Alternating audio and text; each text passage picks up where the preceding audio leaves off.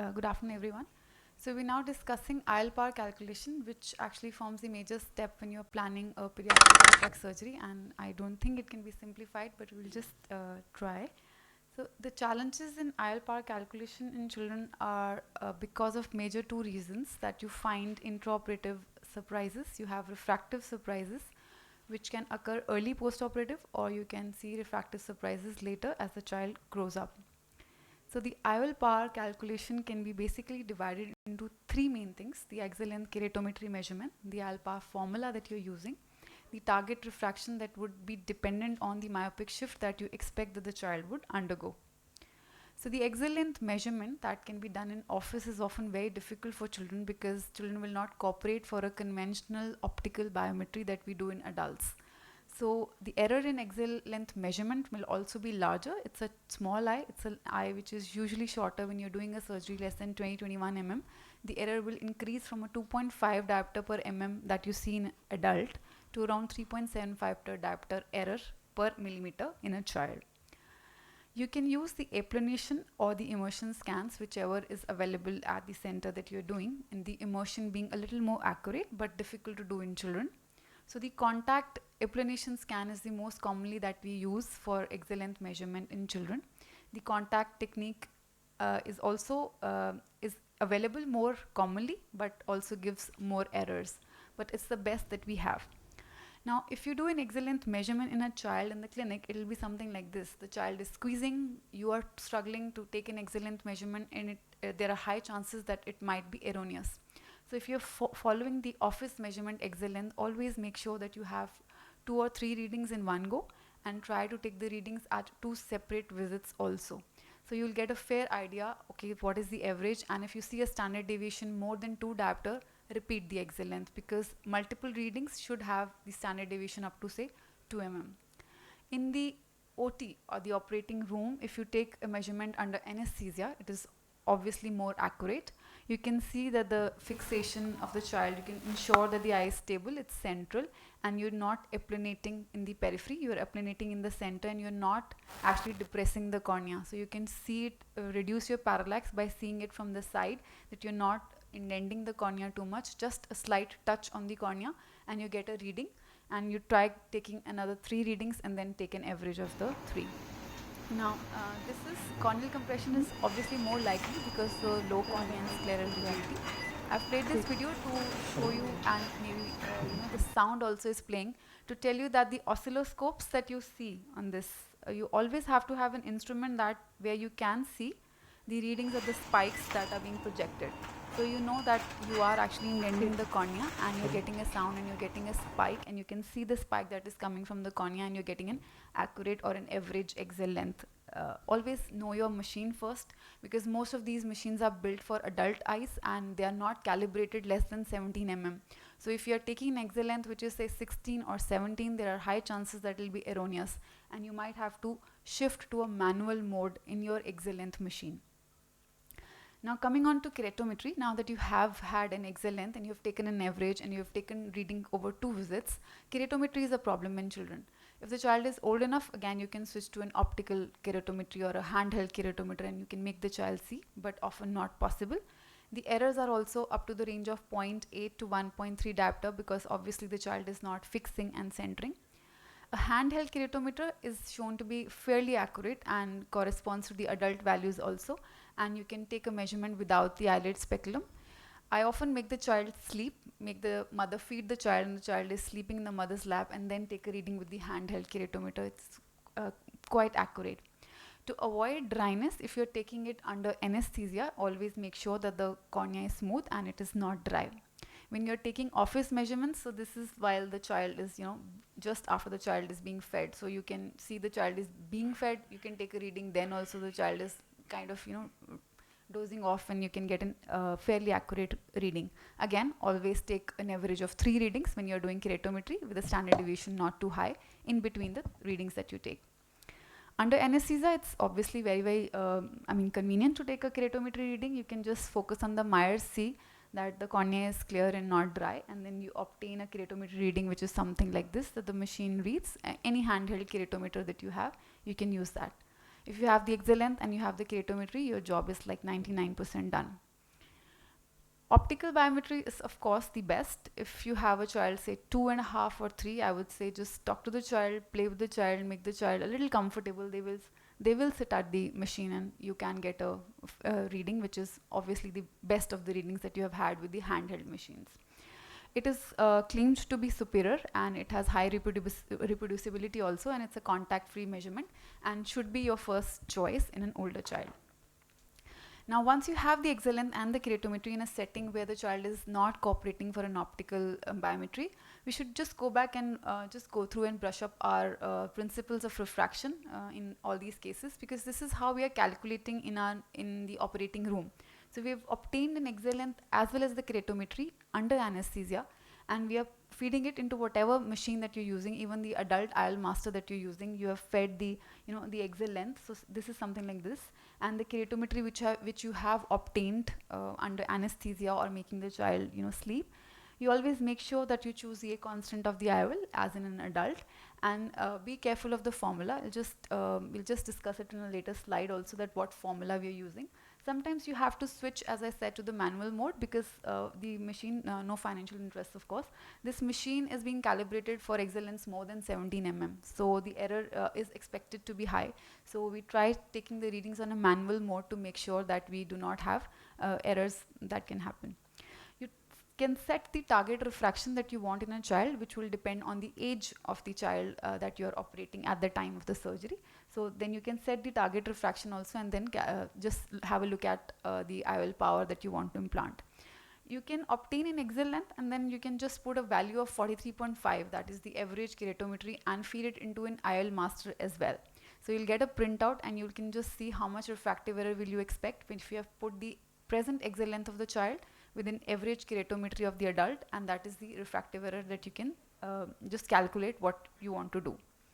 Now, which formula to use? So there are a lot of studies. We have been using regression formulas, SRK and SRK2 over the years. Now we have theoretical formulas also which are coming up. A lot of studies talk about which IOL power calculation formula we should use and what age should we implant, and we did publish our own views in the Indian Journal of Ophthalmology. Now, the various studies that mostly talk about holiday, SRK2 and SRKT. And these two formulas, I would say these three are the most commonly used. The infant aphakia study has used the holiday and the SRKT, and they found it to be the most reproducible in children. And there's a large paper by Vasavada et al., again SRK2 and holiday 2. But again, you see there is no present consensus, because all these formulas are designed for the adult eyes, and we cannot choose one formula for a child. So what you can do is always take the two best available formulas that you have in your IOL power machine, and just try to see how much error each one of the machines is giving. And we mostly use the SRKT and the holiday. These are the two formulas which have the errors also almost close to each other. So but again, these are all adult formulas, so choose the best two formulas that you have and then take an average. Now comes on to the target refraction that we want to choose, I think, which is the most difficult part. So under correction, I think most of the talks, we have that basis in mind, that we are dealing with a growing eye here, and it is expected to grow into myopia. So when you're anticipating a myopic shift, you have to undercorrect the power that you choose so that the child has an early hyperopia. Now the target power should be balanced so that the hyperopia should not be that much that the child is amblyopic at the time of cataract surgery, and it should not be that low or negative so that it turns into a high myopia later in their life. So how much to undercorrect is again a topic of debate. Always think about the time or at the time of cataract surgery, in when you are deciding your IOL power. Always look at the fellow eye. So if you have a bilateral cataract, you would want a hyperopia of say +7 or +8, and you can plan that for both eyes. But if you have a unilateral cataract and you give the child a hyperopia of +8 and the child is plano in the other eye, there are high chances that that eye will end up into amblyopia. So you can choose a moderate amblyopia for a unilateral cataract, and say a equal amount of moderate to high hyperopia for a bilateral cataract. Of course, visual acuity, again, dense amblyopia, you don't want to lead the child into a high hyperopia again. The Dahan's rule is the simplest and the most commonly and the over the time rule that we have been following. You just take the exit length and you decide the IOL power. Now, when you use this IOL power, you for this is for any exit length in any age. So you don't need to undercorrect this IOL power. This is just the IOL power that you'll implant. But this will give you a hyperopia of say +7, +8 when you are dealing with an infant. So less than 1 year, less than 2 years are the most commonly used age group where you will not be able to obtain a keratometry and you will implant this IOL power. So for children between the 2 to 8 years, you need to undercorrect to do a biometry and then undercorrect. There's a rule of 7 that is also followed, that this is the age of the child, so you have the IOL power and this is the target refraction that you can choose. This is based on the concept that at age of 7 years the child will be emetropic. So the newer studies have shown that this age is not exactly 7, it varies somewhere between 4 to 5 years of age. So over the time, people have reduced this age group to say, you aim hyperopia at around 5 to 6 years. That is what the age where you can implant an emetropic power, especially when you are dealing with a case of a bilateral cataract. So the residual hyperopia would again be based on these multiple factors, but the initial hyperopia should be low to be corrected by either a contact lens or glasses to facilitate compliance with the amblyopia therapy. It should not be that high that the child does not wear the refractive correction and ends up into amblyopia. So we have been using the SRK2 formula, and we have a lot of publications where we have aimed at around +4 diopters in 1 year. So what we follow is the rule of 5. So by 4 or 5 years, you'll have emetropia, and below that age group, you can target a +4 in a 1-year-old, a +3 in a 2-year-old, a +2 in a 3-year-old. So the total is 5. So this gives you a moderate hyperopia, a mild to moderate hyperopia of say 4 or 5 diopter if you are operating on an infant, say 1 year of age. The infant aphakia treatment study did an 8 diopter undercorrection. So that is quite different from what we follow. Most of the Indian literature would say +5, +6. That is what they found out. That is what that was. Sorry, can I just go on?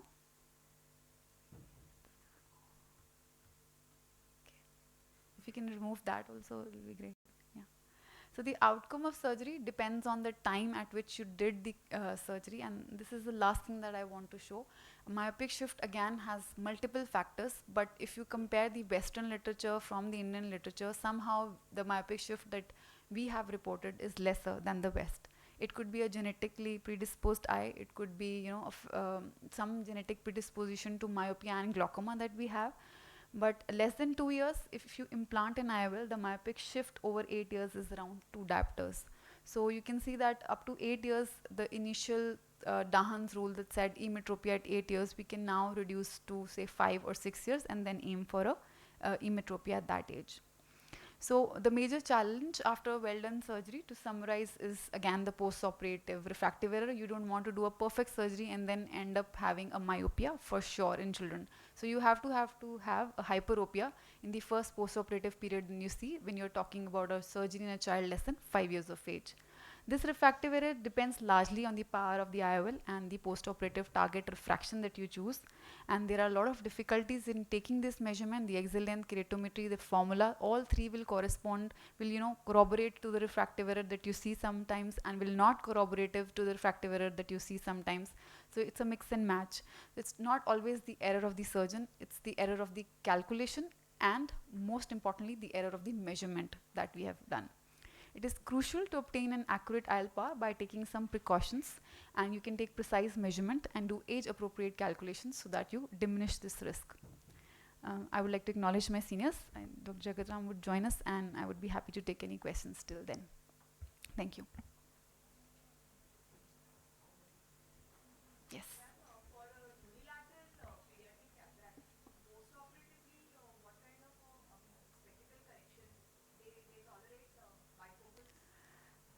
See, if you're yes, so if you are targeting a hyperopia of say +8 or +9, that is the problem. It will be very difficult to make them wear +8 or 9 in one eye and 0 in the other, and then of course giving them a reading ad.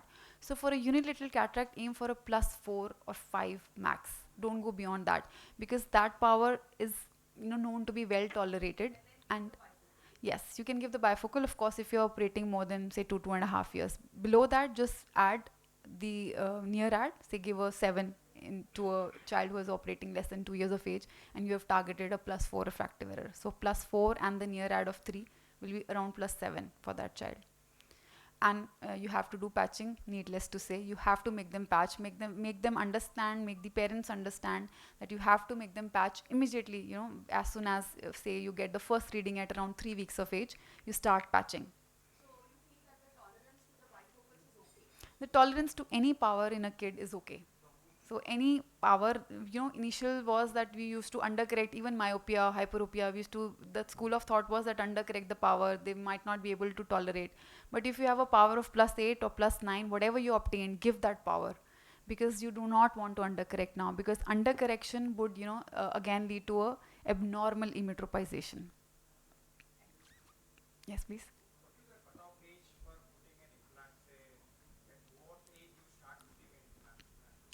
So if I have to go by the textbook, 1 year so 2 years is what the literature says, but we are implanting, as Sir said, after 4 weeks.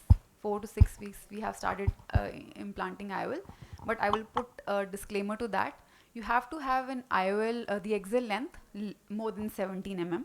You have to have the corneal diameter more than 10 mm. If you have some comorbidities, say ROP or say glaucoma, then you can take a reading of the back diameter also, and look at the back diameter, that should be more than 10 mm. So these 3 disclaimers, if they're all right, you can implant an IOL in a child who is as less as, say, 6 weeks of age also. There is no contraindication to that. But yes, if you have if you go by evidence based, the infant aphakias treatment study is the largest randomized control trial, and they go against IOL implantation in children less than 2 years. So we have an RCT, we did an RCT at our center, and we did implant IOL at less than 2 years also, and we followed them up to 8 years, and they were doing just fine. The problem is the contact lens compliance in our country. So because they'll never wear the contact lens, if you do not give them an, if you don't implant an IOL, they'll end up being amblyopic. So their visual acuity would be lower than, a Western treated child who has a contact lens in place.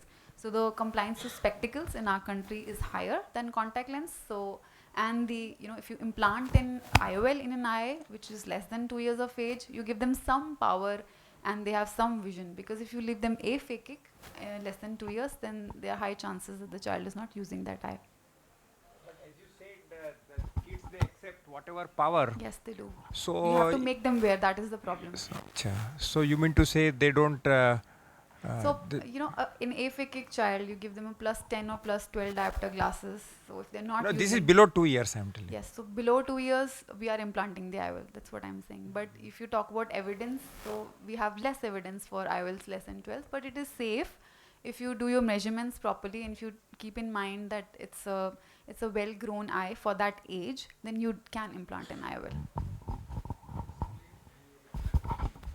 Thank you. So, in cases of unilateral cataract, what is the cutoff age when you prefer multifocal IOL, especially in unilateral cataract?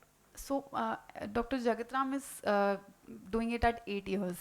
8 years. So that's what we have been doing. So 7 or 8 years after that, we do give an option if there's no financial constraint of a multifocal IOL. In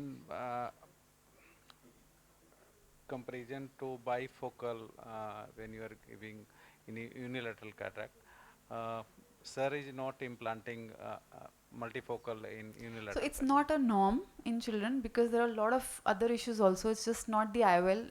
The IOL power calculation again is an issue. If you think it's an accurate IOL power, then financial problem is an issue because these children mostly are from the lower socioeconomic strata.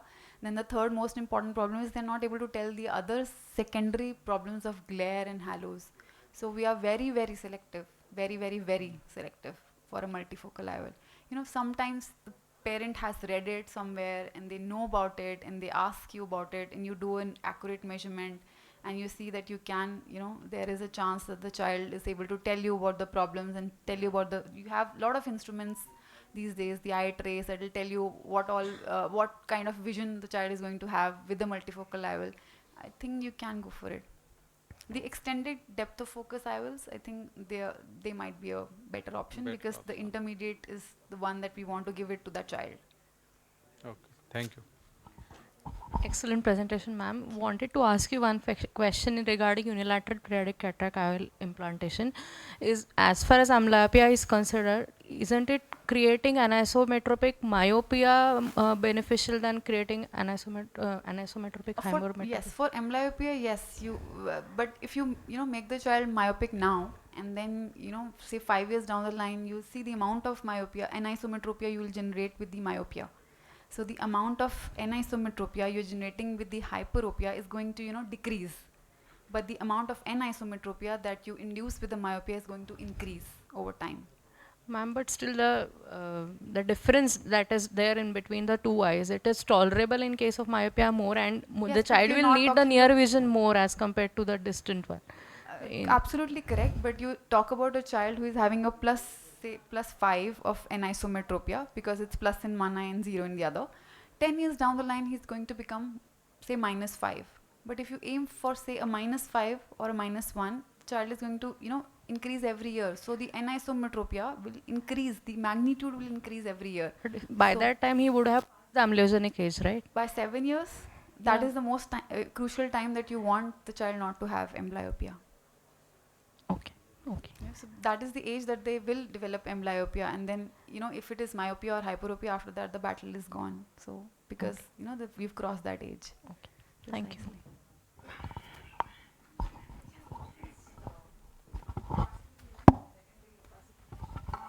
PPC vitrectomy in those cases, less than 2 years, whether Yes. Even if you do if a well done PPC and anterior vitrectomy, the chances are that 20% cases you still have a PCO. you have done so many cases, no? I mean, So less yes, than I'm 2 years. reporting the results at our center. We put together all the surgeries that all of us had done, and it came out to be 17%. 17%. So this can be not only due to surgeon factor, it could be just a cortical cleanup, Okay. that Dr. Parul stressed. So after you've done the PPC, you have done an anterior vitrectomy, the anterior capsule has to be polished. So that also leads to proliferation. There are some eyes which are predisposed to. We try to do a laboratory study, checking the cytokine levels in these eyes. So the eyes who are more prone to develop PCO have a raised cytokine levels to begin with.